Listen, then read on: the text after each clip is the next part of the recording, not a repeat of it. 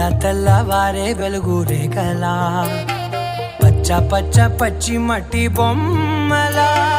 అల్లి బిల్లి వెన్న పాల నురగలా అచ్చ తెలుగు ఇంటి పూల కొమ్మలా దేవదేవుడే పంపగా ఇలా దేవతే మా ఇంట అడుగే పెట్టెనంట బ్రహ్మ కళ్ళలో కాంతులే